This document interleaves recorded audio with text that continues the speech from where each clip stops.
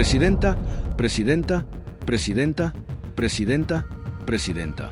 Mientras los noticieros en México esta semana se concentraban en la sesión legislativa del martes y en el tipo de cambio del miércoles, en Barcelona pasó algo que podría marcar la forma en que el mundo ve a México durante los próximos años, y casi nadie lo está cubriendo con la profundidad que realmente merece. Claudia Sheinbaum llegó a España en vuelo comercial, sin avión presidencial, sin comitiva de lujo, sin esos gastos que durante décadas se justificaron en los viajes al extranjero y que muchas veces costaron más de lo que aportaron. Aterrizó cerca de las 10 de la noche en Madrid. Después tomó un vuelo corto hacia Barcelona, llegó a su hotel en Plaza de España y afuera ya la esperaban decenas de mexicanos que viven en Cataluña.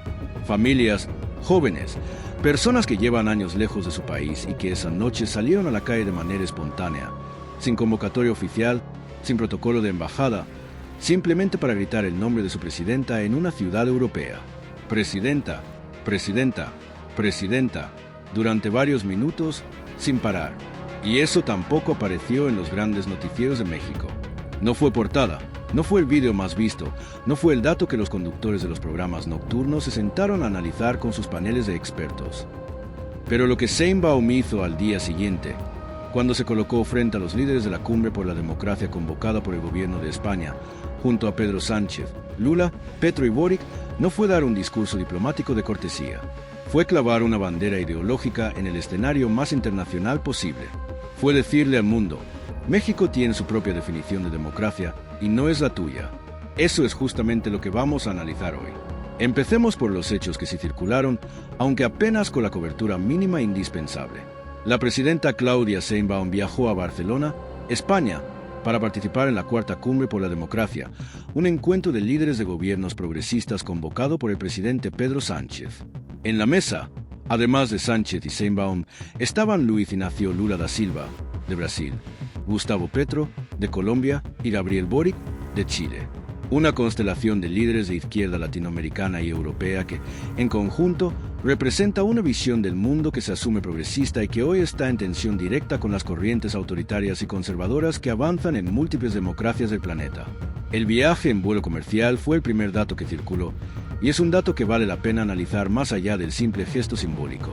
Los expresidentes mexicanos viajaban en avión presidencial.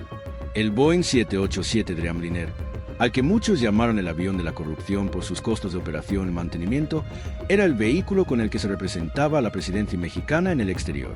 Su uso no era solamente un privilegio, también funcionaba como una señal de estatus diplomático. La lógica era simple. El presidente de México llega en su propio avión porque México es un país lo suficientemente importante como para tener uno. La lógica de Sheinbaum le da la vuelta por completo a ese argumento. Llegar en vuelo comercial no es una señal de precariedad, es una señal de coherencia. Si el principio de este gobierno es que no puede haber gobierno rico con pueblo pobre, entonces ese principio también tendría que aplicarse cuando la presidenta cruza el Atlántico. La coherencia entre el discurso y la conducta es, por sí sola, un mensaje político que no necesita comunicado de prensa para transmitirse. Y los mexicanos que la esperaban en Barcelona lo entendieron sin que nadie tuviera que explicárselos. Ese entendimiento inmediato, esa conexión entre el gesto concreto de viajar en vuelo comercial y el principio de gobierno que representa, es exactamente lo que produce esos momentos que ninguna estrategia mediática puede fabricar. La gente no estaba ahí por una convocatoria oficial. Estaba ahí porque algo en la manera en que su presidenta se comporta conectó con algo profundo en la forma en que ellos entienden cómo debería conducirse un gobierno. Y eso fue precisamente lo que los grandes medios decidieron no enseñar. Y esa decisión de no mostrarlo no es neutral. Es una decisión editorial que prefiere el escándalo, el conflicto y la narrativa de la debilidad por encima de la narrativa del orgullo colectivo. Porque el orgullo colectivo mexicano, cuando se manifiesta de forma auténtica y espontánea fuera de las fronteras del país, incomoda a ciertos actores que llevan años apostando la idea de que México es una nación incapaz de representarse con dignidad ante el mundo. Pero el vuelo comercial y la recepción espontánea son apenas la superficie. Son la parte visible, el momento fotogénico, el dato que cabe en un tuit, el componente emocional de la historia. Lo que está debajo, lo que de verdad exige sentarse un momento y pensar, es el contenido de lo que Sheinbaum dijo cuando tomó la palabra frente a esos líderes. Cuando Claudia Sheinbaum habló en la Cumbre por la Democracia, no arrancó con cifras económicas ni con logros de gobierno. Empezó con la historia. Mencionó a Hidalgo y a Morelos, a Benito Juárez, el indígena zapoteco que separó la iglesia del Estado y que, tras imponerse la invasión extranjera, dejó una frase que el mundo repite muchas veces sin saber realmente de dónde viene. Entre los individuos, como entre las naciones, el respeto al derecho ajeno es la paz. Mencionó a Zapata, a Villa, a Frida Kahlo, a los pueblos originarios que fueron saqueados, pero nunca derrotados. Esa enumeración no fue un adorno retórico, fue una declaración epistemológica. Lo que Sheinbaum estaba diciendo, en lenguaje diplomático pero con una claridad que no dejaba espacio para la ambigüedad, era esto: la tradición democrática de México no empezó en 1989 con la caída del muro de Berlín ni en 1991 con la disolución de la Unión Soviética. No es hija del consenso de Washington ni de la teoría de la modernización de los años 60 y 70. Viene de otra historia. De una historia que incluye la abolición de la esclavitud en 1810, antes de que muchos de los países que hoy reparten lecciones de democracia siquiera la hubieran contemplado. De una historia que incluye la reforma juarista, la revolución de 1910 y la expropiación petrolera de 1938. Es una genealogía democrática distinta, y Sheinbaum la puso sobre la mesa en Barcelona sin pedir permiso y sin ofrecer disculpas. Y hay un detalle del discurso que resume todo esto con especial precisión. Sheinbaum citó la frase de Benito Juárez que prácticamente todo el mundo conoce: entre los individuos, como entre las naciones, el respeto al derecho ajeno es la paz. Y lo hizo en un foro donde estaban presentes líderes europeos cuya historia colonial incluye episodios de intervención en territorio mexicano. España, cuya presencia en México se extendió por 300 años, estaba representada por su jefe de gobierno en la misma sala. Y Sheinbaum no hizo a un lado ese legado. Lo nombró: vengo de un pueblo que reconoce su origen en las grandes culturas originarias, aquellas que fueron acalladas, esclavizadas y saqueadas, pero que nunca fueron derrotadas. Eso no es un gesto de confrontación, es un gesto de memoria. Y la memoria, cuando se ejerce con dignidad, sin resentimiento pero también sin censura, es la forma más poderosa de afirmar la identidad propia en cualquier sala del mundo. Eso tampoco apareció en los noticieros. Y no es un detalle menor. En los foros internacionales, los líderes latinoamericanos han tenido históricamente la tendencia de hablar en el lenguaje del interlocutor poderoso, de adoptar los marcos conceptuales del Fondo Monetario Internacional, del Banco Mundial, de Washington o de Bruselas, y de presentar a su propio país como un aprendiz que aspira a alcanzar los estándares del norte. Ese lenguaje tiene un nombre dentro de los estudios de política internacional: dependencia discursiva. Y México, en varios momentos de su historia reciente, cayó en ella. Lo que Sheinbaum hizo en Barcelona fue romper con esa dependencia discursiva frente a algunos de los líderes más relevantes de la izquierda mundial. Y todavía hay más. En el centro mismo de su intervención había una crítica directa al concepto de libertad, tal como lo ha venido manejando el conservadurismo internacional. Sus palabras exactas fueron estas: ¿cuál libertad? La libertad que defiende el conservadurismo es la libertad de someterse a intereses externos, la libertad de convertir a las naciones en colonias modernas o la libertad de un mercado sin Estado que vuelve a muchos nada y a unos cuantos todo. Eso no es un discurso de partido, es una definición de filosofía política, y fue pronunciada frente a líderes europeos cuyas tradiciones políticas incluyen precisamente esas variantes de libertad que Sheinbaum estaba cuestionando. En mi lectura, y lo digo claramente como análisis, ese es un nivel de contundencia intelectual que los presidentes mexicanos de las últimas 3 décadas rara vez mostraron en foros internacionales. Y hay una razón para esa rareza que va más allá de la personalidad de cada presidente. Es una razón estructural. Cuando un país depende económicamente de otro, en la medida en que México depende de Estados Unidos, los funcionarios que representan a ese país en escenarios internacionales desarrollan un instinto de autocensura diplomática. Saben que ciertas afirmaciones, si llegan a oídos del interlocutor poderoso, pueden complicar negociaciones comerciales, provocar declaraciones incómodas o generar presiones sobre temas sensibles de la relación bilateral. Entonces aprenden a hablar de democracia en términos que ese interlocutor poderoso pueda aceptar.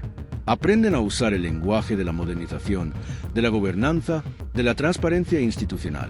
Conceptos que parecen universales, pero que en realidad vienen cargados de una historia específica y también de intereses muy concretos.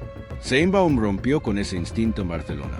Dijo lo que pensaba desde la historia que le pertenece, usando referencias propias, sin traducir su argumento al lenguaje del interlocutor poderoso. Y eso también puede tener un costo político. Un análisis honesto tiene que decirlo. Y el análisis que acabo de plantear, Leer el discurso de Sheinbaum como una declaración filosófica y no como una simple intervención de cortesía diplomática exige conocer algo de historia intelectual latinoamericana y de los debates sobre soberanía y democracia que este continente ha sostenido desde el siglo XIX. Ese tipo de contexto no cabe en un titular de 10 segundos, pero aquí sí cabe. Quiero decirles gracias por su apoyo y por su cariño. Leo sus comentarios y de verdad me siento muy bendecida de tener a las mejores personas viendo mi contenido y apoyando lo que hago. Después de recibir tanto amor de su parte, estoy lanzando la membresía del canal, donde voy a publicar contenido especial para las personas más especiales que forman parte de esta comunidad. Si quieres apoyarme a mí y a mi trabajo, hazte miembro hoy. De verdad me hace muy feliz. Ahora, olvídate por un momento del discurso como texto, porque cuando observas el contexto en el que fue pronunciado, todo cambia de dimensión. El mundo al que Sheinbaum llegó en Barcelona este año no es el mismo de hace una década. Las democracias liberales están bajo presión. En Europa, los partidos de extrema derecha, con agendas antiinmigrantes, antifeministas y autoritarias, están avanzando en Alemania, en Francia, en Italia, en Hungría y en Rumanía. En América Latina, el mapa político se mueve entre gobiernos de izquierda que intentan redistribuir la riqueza y gobiernos de derecha dura que desmontan sistemas de protección social construidos a lo largo de generaciones. En Estados Unidos, el debate sobre la democracia misma, sobre si las instituciones todavía pueden contener los impulsos autoritarios, ya no es una discusión académica, es una discusión de todos los días. En ese contexto, la Cumbre por la Democracia a la que asistió Sheinbaum no era un evento ceremonial. Era una reunión de líderes que perciben que algo se está fracturando en el orden político mundial y que están tratando de articular una respuesta colectiva. Y dentro de ese encuentro había un subtexto que vale la pena nombrar. Varios de los líderes que estuvieron en Barcelona enfrentan en sus propios países presiones parecidas. Electorados fragmentados, medios hostiles, poderes económicos que prefieren otro tipo de políticas y una derecha radicalizada que ha aprendido a usar las herramientas de la democracia para desgastarla desde dentro. Lula enfrenta esa tensión en Brasil después del intento de golpe del 8 de enero. Petro la enfrenta en Colombia con un Congreso que le bloquea reformas. Sánchez la enfrenta en España con una oposición que pone en duda la legitimidad de su gobierno. Que México estuviera en esa sala, con esa voz y con esa postura, no es un detalle menor. Es la señal de que este gobierno se asume como parte de ese bloque de líderes que está apostando por una visión específica del mundo, en un momento en que esa visión está siendo cuestionada globalmente. Y México llegó con una propuesta concreta, pero también con algo todavía más difícil de fabricar que una propuesta: una postura filosófica coherente.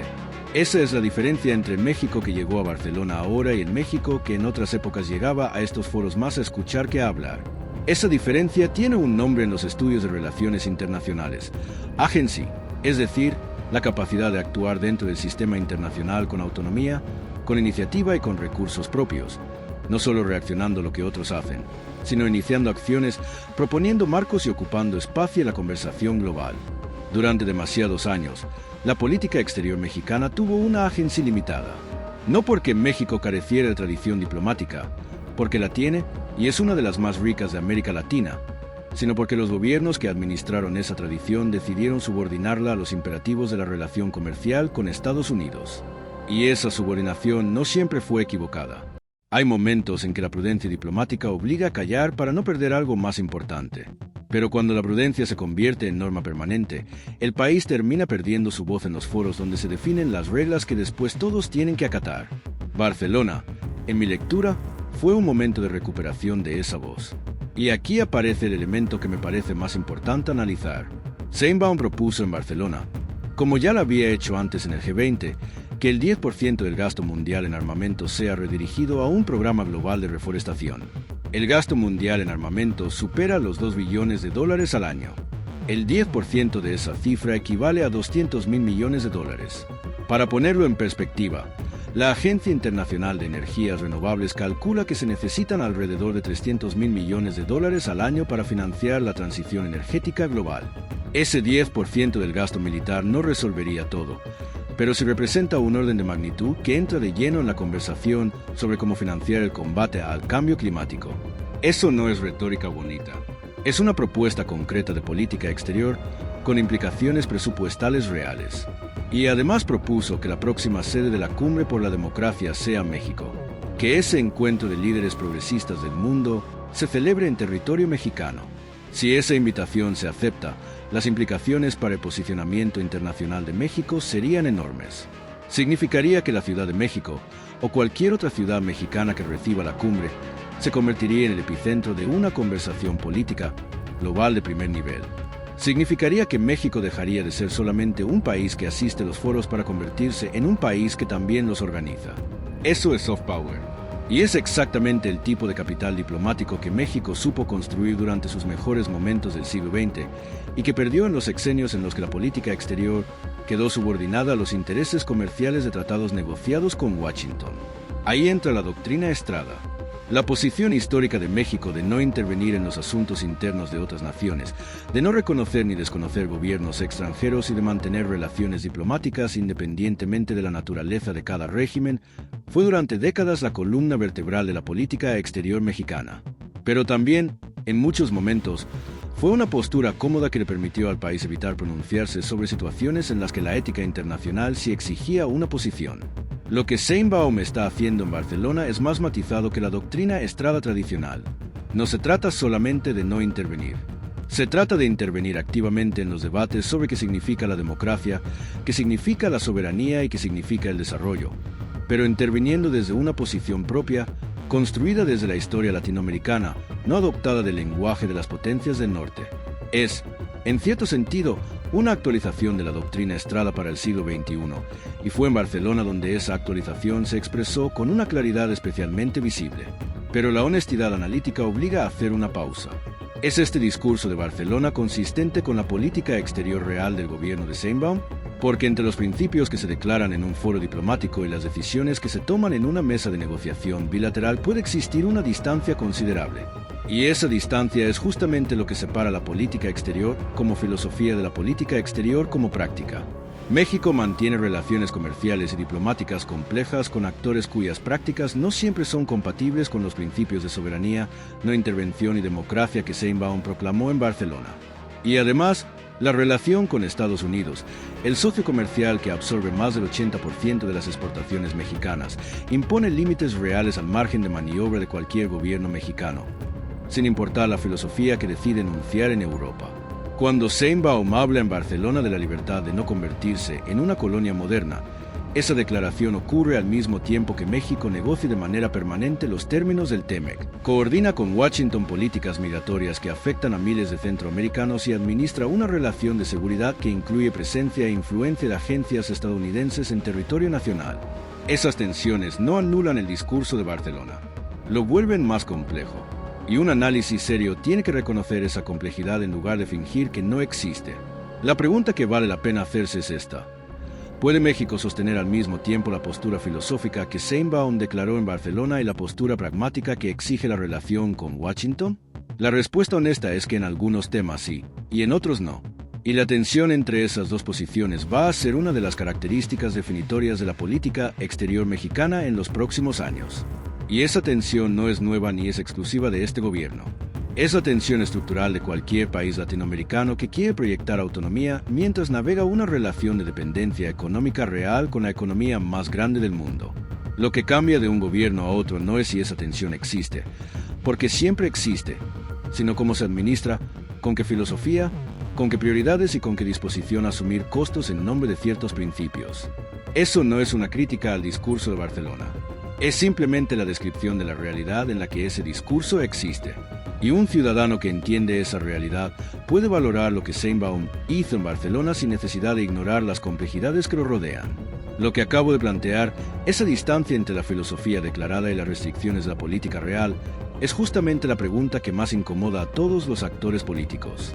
Al gobierno, porque exhibe la brecha entre lo que se dice y lo que se puede hacer. A la oposición, porque tampoco tiene una respuesta mejor. Y a los medios, porque exige análisis en lugar de simple celebración o condena. Este canal existe porque personas como tú lo hacen posible. Si quieres que sigamos haciendo el análisis que casi nadie se atreve a hacer, sin censura y sin agenda oculta, hazte miembro. Es la mejor forma de decir, Sofía, sigue. Más allá del discurso, más allá de la filosofía, más allá de la tensión entre lo que se declara y lo que realmente se puede ejecutar, hay un impacto concreto de lo ocurrido en Barcelona que merece revisarse con atención. México construyó durante este viaje algo que en diplomacia se conoce como capital de credibilidad. Es decir, la confianza que otros actores internacionales depositan en la consistencia y la seriedad de tu postura. Y ese capital no aparece de la noche a la mañana. Se acumula lentamente, con acciones coherentes repetidas en el tiempo, y se destruye muy rápido con contradicciones o con gestos que se perciben como meramente retóricos. El viaje en vuelo comercial fue una acción coherente con el discurso del gobierno. La participación en la cumbre, con un mensaje preparado y con propuestas concretas, fue otra acción coherente. La invitación para que México sea la próxima sede fue una apuesta que todavía requiere seguimiento, pero que sí deja clara la intención de sostener ese compromiso más allá de una sola aparición en un foro europeo. Todas esas señales suman. Y cuando el mundo atraviesa una crisis de credibilidad institucional, cuando ciudadanos de muchos países están perdiendo la confianza en sus gobiernos, en sus medios y en sus instituciones, un liderazgo que llega en vuelo comercial, que habla desde su propia historia, que propone cosas concretas y que además recibe el respaldo espontáneo de personas que salieron a verlo a la calle, comunica algo que ningún comunicado de prensa puede fabricar: autenticidad. Y la autenticidad en política exterior, como en cualquier relación humana, es probablemente el recurso más escaso y más valioso que existe. Hay además otro elemento de este viaje que merece análisis y que los medios casi no tocaron. Sheinbaum no llegó a Barcelona solamente como presidenta de México. Llegó como la primera mujer presidenta de México. Y ese dato, que dentro del país ya se repite con frecuencia, adquiere una dimensión distinta cuando se coloca en un foro internacional. En el escenario de la Cumbre por la Democracia, rodeada de presidentes y primeros ministros con décadas de experiencia diplomática acumulada, la presencia de Sheinbaum como la primera mandataria de un país de 130 millones de habitantes, la primera mujer en alcanzar ese cargo en toda la historia nacional, no es un dato decorativo, es parte central del mensaje. La democracia de la que Sheinbaum habla en su discurso, esa que incluye a las mujeres, a los pueblos originarios y a los excluidos históricos, no es solo una abstracción filosófica. Es también una realidad encarnada en la persona que está frente al micrófono. Ella misma lo dijo de manera explícita. Vengo de un pueblo que en 2024 decidió romper con su historia de machismo y eligió a su primera mujer presidenta para que llegáramos todas. Esa frase, pronunciada en Barcelona frente a líderes mundiales, funciona al mismo tiempo como un acto de rendición de cuentas histórica y como una declaración de aspiración colectiva. Y fue dicha por la propia persona que esa historia eligió para representarla, lo que le da un peso que ningún discurso redactado por terceros podría transmitir de la misma forma. Hay una dimensión de esta historia que me parece especialmente significativa y que casi nadie está subrayando. El hecho de que mexicanos que viven en Europa hayan salido de manera espontánea a recibir a su presidenta no es solamente un dato emotivo, es también un indicador del estado del orgullo nacional dentro de la diáspora mexicana. Los mexicanos que viven fuera del país, en España, en Estados Unidos, en Canadá, en Alemania o en cualquier otro lugar, cargan con una relación compleja con su país de origen. Por un lado está el vínculo afectivo, la identidad, la nostalgia, el amor por la cultura, por la familia, por lo que se dejó atrás. Por el otro, muchas veces también aparece la vergüenza. La vergüenza de representantes que llegaban a negociar desde la debilidad. La vergüenza de gobiernos que aparecían en las noticias internacionales por escándalos de corrupción, por desapariciones forzadas o por acuerdos que sacrificaban soberanía a cambio de estabilidad financiera. Y hay algo más que esa vergüenza con la que cargan muchos mexicanos en el exterior.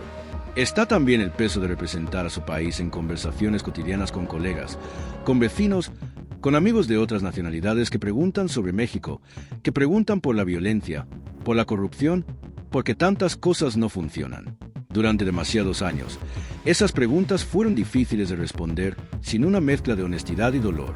El mexicano que vivió en Europa durante los años de Peña Nieto no salía a la calle cuando su presidente llegaba de visita.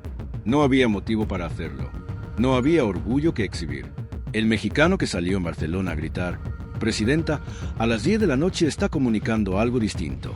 Está comunicando que la relación con su país de origen cambió de tono, que ahora hay algo que mostrar, algo de lo que sentirse orgulloso, que cuando un colega europeo pregunta hoy por México, al menos una parte de la respuesta puede darse con la frente en alto. Eso no tiene un valor cuantificable, pero sí tiene un valor real. Y los medios que decidieron no cubrir esas escenas tomaron una decisión editorial que dice mucho sobre qué historias consideran irrelevantes y cuáles les resultan incómodas.